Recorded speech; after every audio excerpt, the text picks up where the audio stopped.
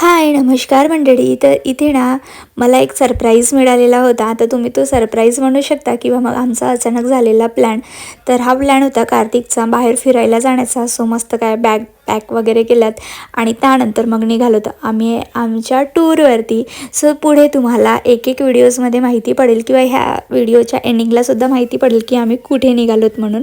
तर आमची 10:30ची सेवाग्राम एक्सप्रेस होती. सो आम्हाला त्याच ट्रेननी निघायचं होतं आणि त्यानंतर मग ॲटो वगैरे पकडलोत आणि निघालो मग रेल्वे स्टेशनला जाण्यासाठी. माझ्या बहिणीला आणि भावाला ना दुपारलाच कॉल करून बोलवलेलं होतं.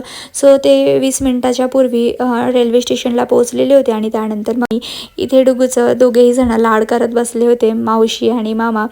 आणि त्यानंतर ना मग आता आमची नुकतीच 5 मिनिटात ट्रेन येणार होती. सो आम्ही प्लॅटफॉर्मवरती आलेलो होतो आणि मला इथे डुगूचा अजिबातच टेन्शन नव्हता किंवा म्हणजे पूर्ण टूरवरती तरी मला डुगूचा अजिबातच टेन्शन नव्हता, कारण माझे भाऊ आणि बहीण होते त्यामुळे. आणि त्यानंतर मग ट्रेन आली आणि ट्रेनमध्ये चढलोत आणि तुम्ही बघू शकता की भरपूर अशी गर्दी होती आणि आम्हाला तात्काळमध्ये अजिबातच रिझर्वेशनसुद्धा नव्हता मिळाला. सो कसं बसं करून आम्ही तरी जागा मिळवली आणि त्यानंतर ना मग शीटच मिळाली आम्हाला. पूर्ण फुल शीट मिळाली होती चारही जणांना. आणि इकडे डुगुणा झोपून गेलेला होता आणि त्यानंतर मग मी घरून डब्बा वगैरे घेतलेला होता. सो सगळ्यांना भूक वगैरे लागलेल्या होत्या. घरून तर जेवण करून गेलेलोच होतो, पण मग काही वेळाने सगळ्यांना भूक लागलेल्या होत्या. सो इथे आम्ही म्हणजे फ्रूट्स वगैरे खायला बसलो. त्याच्यानंतर कंदमूळ वगैरे घेतलेलं होतं. सो ते कार्तिक खात बसलेले होते आणि इकडे दोघांचं काहीतरी वेगळं सुरू होतं, रुजूचं आणि मोंटूचं.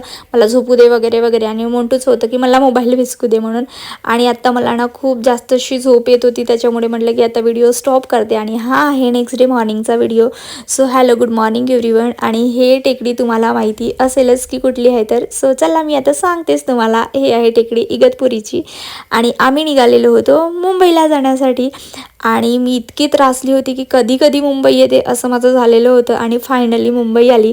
आणि मुंबई माझ्यासाठी काहीतरी नवीन असं नाहीच आहे. 1 वर्ष मी मुंबईला राहिलेली होती, त्याच्यामुळे बऱ्याच काही गोष्टी मला मुंबईतल्या माहिती होत्या. आणि त्यानंतर ना म्हटलं चला आपण ट्रेनमधला एक रील बनवूया आणि त्यानंतर मग छान छान पोजेस देऊन आम्ही फोटोसुद्धा काढून घेतल्यात. आणि फायनली मुंबईला पोचल्यानंतर माझी जी एक्साइटमेंट होती ना ती हाय लेवलची होती, कारण मग मला मुंबई प्लेस खूप जास्त आवडतो आणि ॲक्च्युली मला इथेच राहायला आवडते, पण काही कारणास्तव मी इथे राहू शकत नाही. सो माझा बॅड लक. आणि इथे आमचं दोघांचं सुरू होतं की मी ट्रॅव्हल बॅग पकडते म्हणून. आणि त्यानंतर पोहोचलो CSMTला. तिथे फ्रेश वगैरे झालोत आणि त्यानंतर ना मग निघालोत आम्ही मुंबई दर्शन करण्यासाठी.